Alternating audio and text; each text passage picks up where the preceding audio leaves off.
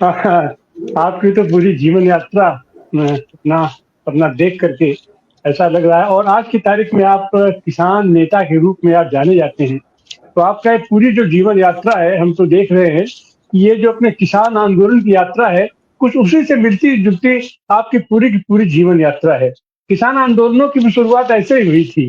वो पहले उभार हुआ अपने खास करके आदिवासियों का, संथाल का व म और व म ये जगह-जगह से खाली फुटकर-फुटकर वो आंदोलन होते रहे जिसको विद्रोह का नाम देता रहा और फिर बाद में जाकर के 1921 का पीरियड आता है कि एक संगठित तरीके से किसान आंदोलन की शुरुआत हो जाती है और खास करके 1936 में ऑल इंडिया किसान सभा का गठन हो जाता है। तो ज़ाहिर-सी बात है कि उस समय लोगों ने महसूस किया कि ये किसान आंदोलन जब तक उसको सांगठनिक आधार नहीं दिया जाए तब तक ये आंदोलन आपका नहीं चलेगा। लेकिन आपने जैसा बताया कि आपके तो संगठन की शुरुआत संयुक्त किसान संघर्ष समिति से हुआ। इसका मतलब है कि तरह-तरह की विचारधाराओं के लोग एक जगह इकट्ठा हुए और वो तो यह भी आपका एक अभिनव प्रयोग देखा जा सकता है। तो आज किसान आंदोलन जिस तरीके से और आज उस किसान संघर्ष समिति अमूमन माना जाता है कि संगठन हो या जो अपना विचार हो, वही आगे बढ़ पाता है जिसका एक निश्चित विचारधारा हो, एक निश्चित संगठन हो, एक निश्चित समूह हो, वो अपना वही नेतृत्व करके बढ़ता है। लेकिन आपने जो एक अभिनव प्रयोग किया कि सारे लोगों को इकट्ठा करके और एक समिति बना करके उस समिति के माध्यम से आगे बढ़ाए और वो इतना आक्रामक आंदोलन रहा कि सरकार उससे डर गई, सब हुआ और 27 साल लगातार किसी आंदोलन को लगातार उसको याद करते रहना और उस सारे लोगों को बाँट के अपना लेके चलना ये अपने आप में अपना बड़ी चीज़ है। तो हम चाहेंगे कि अपने इस अनुभव से आप ज़रा परिचित कराएँ कि आप ये ख़ास करके वो मुल्ताई का आंदोलन अभी तो आपने उसका थोड़ा-सा संक्षेप में अपना परिचय दिया। तो लेकिन उसकी सांगठनिक प्रक्रिया कैसे चली और आज जो हमारे अंदर से उसी का प्रभाव रहा या उसी कड़ी में इतना जो लंबा किसान आंदोलन चला है और हमारे अंदर से देश का सबसे लंबा और सबसे संगठित और अहिंसात्मक और ये सफल आंदोलन का आप नेतृत्व किए। तो यह जो आपकी पूरी सांगठनिक यात्रा आंदोलन की इससे आप कुछ ज़रा परिचित कराइए। अखिल भारतीय किसान सभा बनी 1936 में श्रद्धानंद सरस्वती जी के नेतृत्व में। पहले भी जो है वो से ही किसान आंदोलन, किसान सभाएं बिहार के अंदर बननी शुरू हो गई थी, पंजाब में बननी थी, बंगाल के अंदर बन गई थी। और उस समय जब कांग्रेस सोशलिस्ट पार्टी बनी 17 मई को, तो जो उसके नेता थे जो है विशेष तौर पर जो आचार्य जी थे, डॉक्टर राममनोहर लोहिया जी थे, जेपी थे, इन लोगों ने और स्वामी सहजानंद सरस्वती जी स्वयं समाजवादी थे, उन लोगों ने लखनऊ के अंदर कॉन्फ्रेंस हुई, उसमें इन लोगों ने ही किसान सभा का गठन किया, जो कि मूल तौर पर समाजवादी लोग थे। उस समय मार्क्सवादी या कम्युनिस्ट ये सारे लोग वो सब जो है वो कांग्रेस सोशलिस्ट पार्टी के अंदर हुआ करते थे।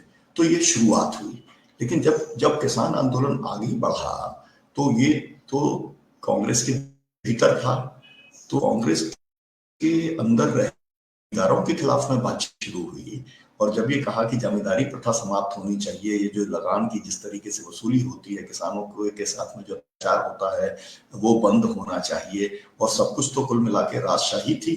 तो जो राजा हुआ करते थे उन्हीं के अपने जमींदार हुआ करते थे, तो राजशाही खत्म होनी चाहिए। तो ये जो इतना क्रांति तो पार्टी ने ये कहा कि भाई अब आप लोग जो है, हमको जो मूल हमारा सवाल है वो देश की आजादी का सवाल है और सबका सवाल जो है आजादी का सवाल। आप हमारी इस को और जमींदारों को बाहर कर देंगे, क्योंकि असल में तो बाहर ही थे, क्योंकि वही अंग्रेजों का साथ दिया करते थे। लेकिन फिर भी टैक्टिकली एक जरूरी था कि पूरा देश खड़ा हुआ है आजादी के लिए, इस तरीके का वातावरण बने। तो इसलिए से सब लोग कांग्रेस से जो है वो अलग होते गए, किसानों के मुद्दों के ऊपर बड़ी लड़ाइयां चलती रही और आज 48 के अंदर जो है जब कांग्रेस पार्टी से सोशलिस्ट अलग हो गए, किसान आंदोलन के ऊपर फोकस करना जो है शुरू किया, तो चाहे बिहार हो चाहे उत्तर प्रदेश हो, बहुत बड़े बड़े किसानों के आंदोलन हुए, किसान पंचायत का गठन भी किया गया डॉक्टर राम मनोहर लोहिया के नेतृत्व के अंदर। वो सब सिलसिला चलता गया और सिलसिला चलते हुए इस देश के अंदर जो हम लोग जब मतलब बड़े हो रहे थे, तब जो बड़े नेता जाने जाते थे वो थे महेंद्र सिंह टिकैत जाने जाते थे, शरद जोशी जाने जाते थे, नंजुर स्वामी जाने जाते थे। नंजुर स्वामी जो थे वो खांटी सोशलिस्ट थे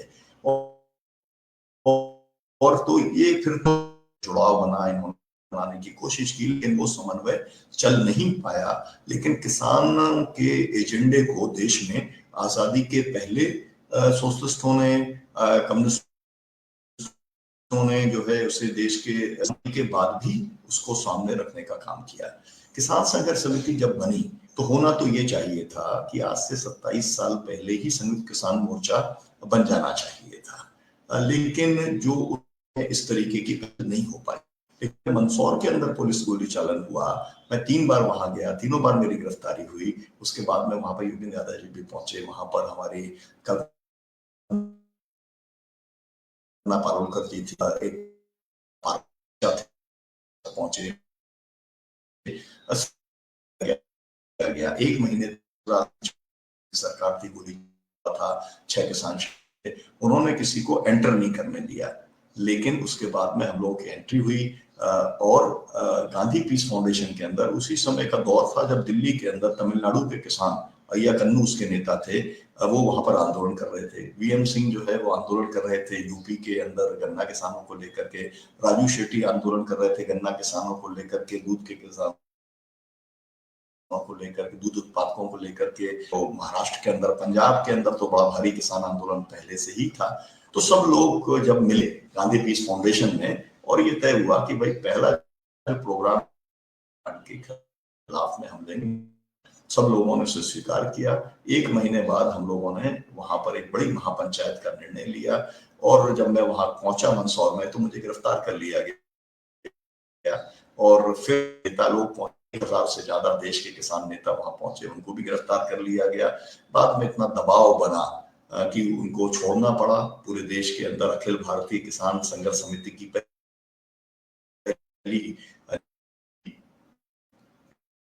और 2 विषय तय हो गए कि हम लोग 2 विषयों के ऊपर लड़ाई लड़ेंगे, क्योंकि मंदसौर का जो पूरा आंदोलन था वो पूरा का पूरा आंदोलन वहां पर जो उनको सही दाम नहीं मिला, समर्थन मूल्य का, कि चाहे प्याज का रेट हो या जो है दूध का रेट हो, वो की एमएसपी वहां पर मिलनी चाहिए।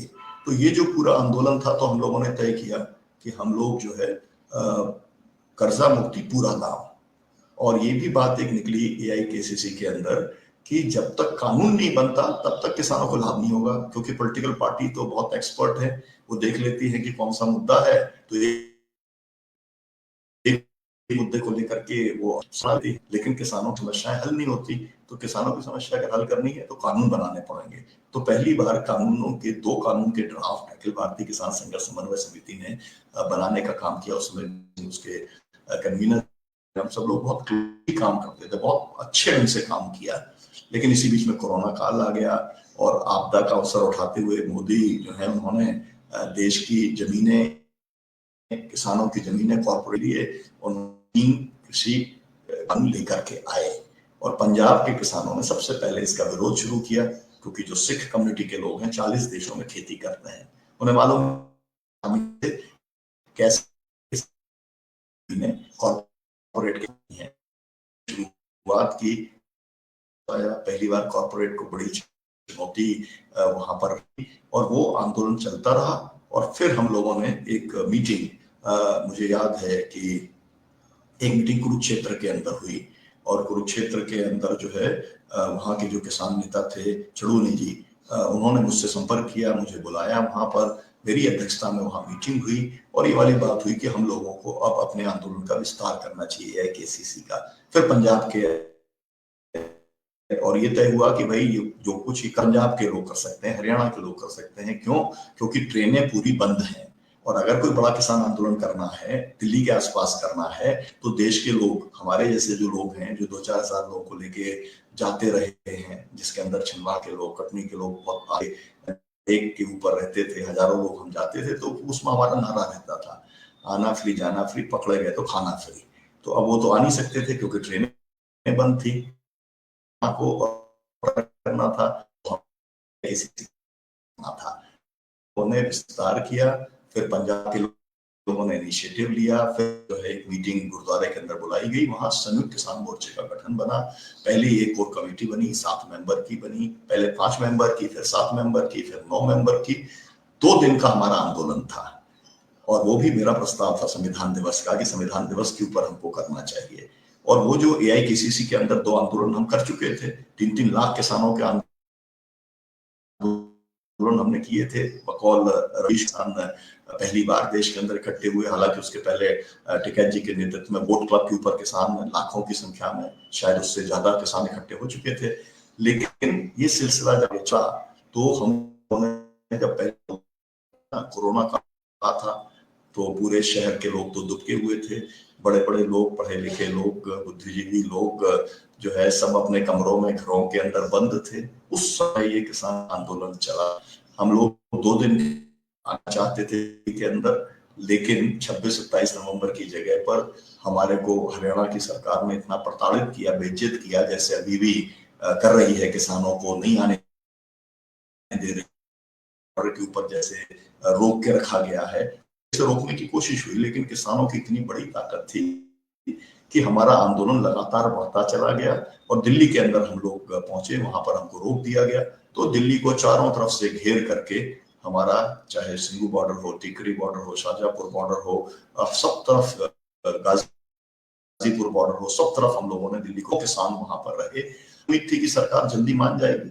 सरकार ने डायलॉग भी पहले शुरू किया, लेकिन कुछ नतीजा नहीं निकला, क्योंकि हम लोगों को तो कोई बातचीत करनी नहीं थी। हम लोग तो 3 किसान विरोधी कानूनों को रद्द कराना चाहते थे, तो नहीं हुई। लेकिन 380 दिन आंदोलन चला, सभी सर्दी गर्मी बरसात में हमारे 750 किसान शहीद हुए।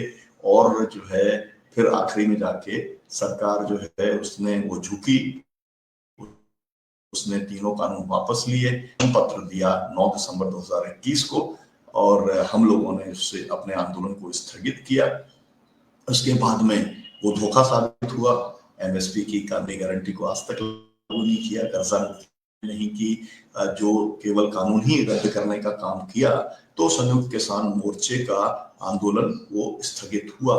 तो मेरा अभी बताने का मसला है, जब हम 27वीं बरसी मना रहे हैं, जो हमारे 24 किसान शहीद हुए थे उनकी मुल्ताई के अंदर, तो मैं कहना चाहता हूं कि इस देश के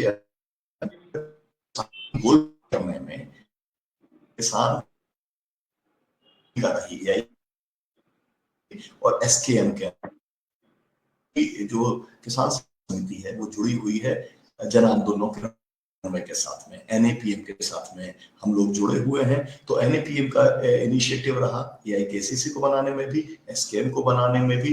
मेधा पाटकर उसके अंदर बहुत महत्वपूर्ण उनकी भूमिका रही। देश भर के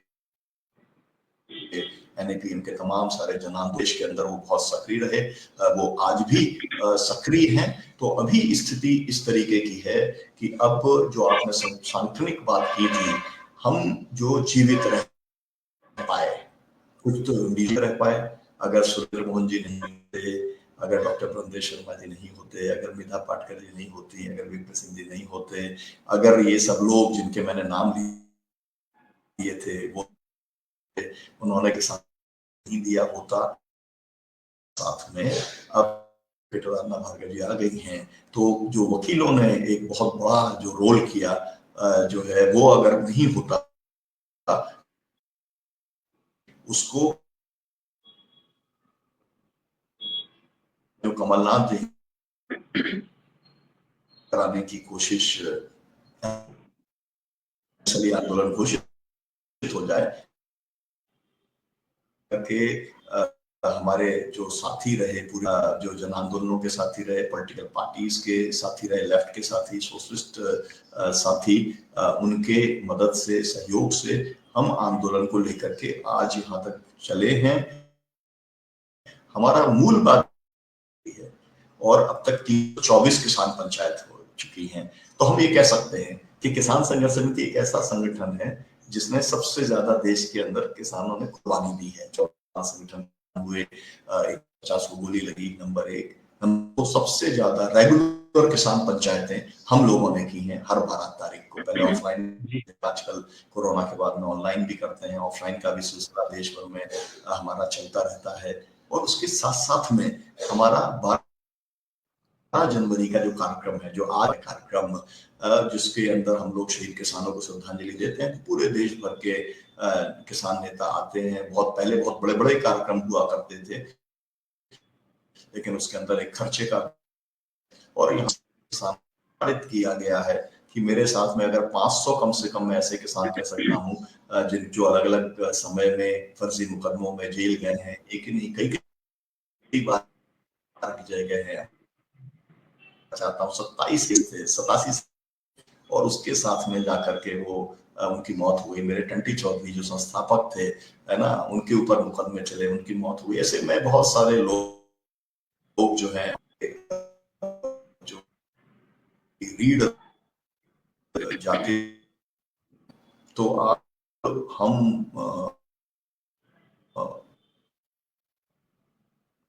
देश के किसान